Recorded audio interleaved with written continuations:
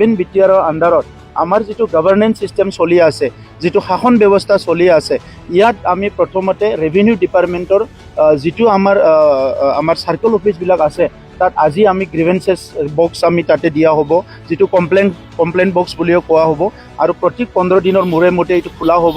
পাব্লিকৰ সমস্যাবিলাক সমাধান কৰাৰ কাৰণে সেইটো চোৱা হ'ব, গভৰ্ণমেণ্টে সেইটো দায়িত্ব লৈছে। আমি আমাৰ জাতিৰ পিতা মহাত্মা গান্ধীৰ 155 জন্ম জয়ন্তীৰ লগতে ইণ্টাৰনেশ্যনেল যি নন ভাইলেন্স ডে কোকৰাঝাৰত অবজাৰ্ভ কৰিছোঁ।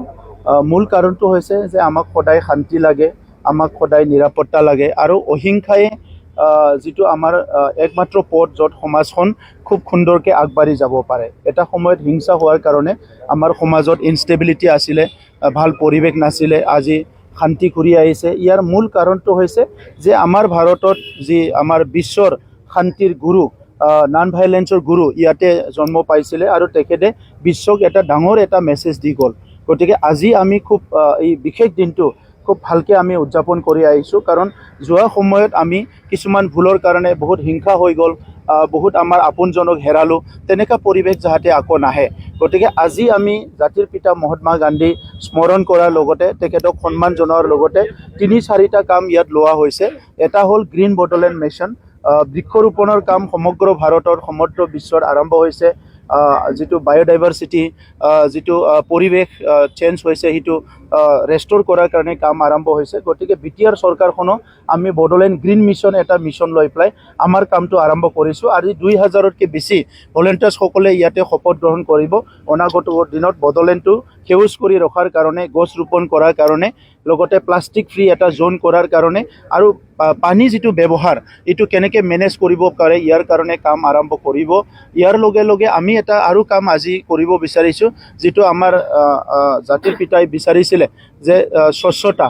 ইয়াৰ ভিতৰত ভাইবেন বিটিআৰৰ আণ্ডাৰত আমাৰ যিটো গভৰ্নেন্স ছিষ্টেম চলি আছে, যিটো শাসন ব্যৱস্থা চলি আছে, ইয়াত আমি প্ৰথমতে ৰেভিনিউ ডিপাৰ্টমেণ্টৰ যিটো আমাৰ চাৰ্কল অফিচবিলাক আছে, তাত আজি আমি গ্ৰিভেন্সেছ বক্স আমি তাতে দিয়া হ'ব, যিটো কমপ্লেইন বক্স বুলিও কোৱা হ'ব, আৰু প্ৰতি 15 দিনৰ মূৰে মূৰে এইটো খোলা হ'ব।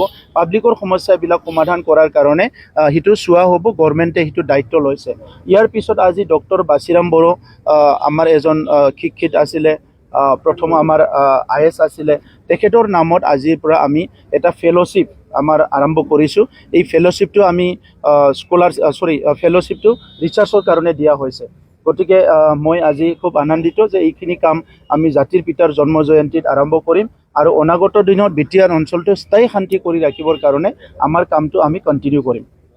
ভাইবেন বিটিআৰৰ আণ্ডাৰত আমাৰ যিটো গভৰ্নেন্স ছিষ্টেম চলি আছে, যিটো শাসন ব্যৱস্থা চলি আছে, ইয়াত আমি প্ৰথমতে ৰেভিনিউ ডিপাৰ্টমেণ্টৰ যিটো আমাৰ চাৰ্কল অফিচবিলাক আছে, তাত আজি আমি গ্ৰিভেন্সেছ বক্স আমি তাতে দিয়া হ'ব, যিটো কমপ্লেইন বক্স বুলিও কোৱা হ'ব, আৰু প্ৰতি 15 দিনৰ মূৰে মূৰে এইটো খোলা হ'ব।